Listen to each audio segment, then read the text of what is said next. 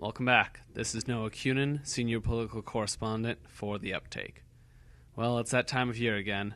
Doors are being knocked on, clipboards and name tags are out, and lawn signs are popping up like dandelions. It's time to elect a new governor of Minnesota. Well, not quite. We're still a year out from the actual election in 2010, but there are now more candidates that you can shake a stick at on both sides of the aisle. This video is a quick look at one of the more well-known candidates running for the DFL nomination, Matt Entenza, a former House DFL minority leader and founder of Minnesota 2020, a progressive think tank. We caught up with Entenza at a meet and greet and fundraiser in Mankato. The reason why Democrats have lost 5 elections in a row is not because we haven't had candidates who wouldn't be good governors. I think they would have all made excellent governors, far better than some of the options that we've been presented. They weren't professional wrestlers, for example. But you know what? I don't know if we've done the best job of giving people a vision of where we should go. And oftentimes I think Democrats unintentionally can kind of sound like we're at a smorgasbord. And we support a little education, and a little health care, and a little higher ed, and a little early ed, and a little transportation, and a little human services. And what the public hears is, boy, you're going to spend a lot of money. And I think fundamentally we have to give folks a vision of how we're going to grow the Minnesota economy. Because when you grow the economy, you give people confidence in a time of recession that they have a shot at a job, they can pay their mortgage, they're going to get some health care, they're going to be able to afford to send their kids to school.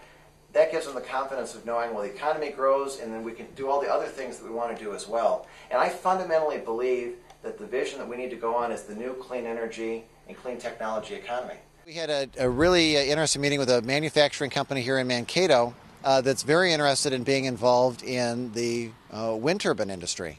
And, you know, the things I heard from them were very disturbing because what they talked about was that other states like Iowa are really making an effort to help their companies to get involved in that, and they just don't see a similar level of interest from Minnesota.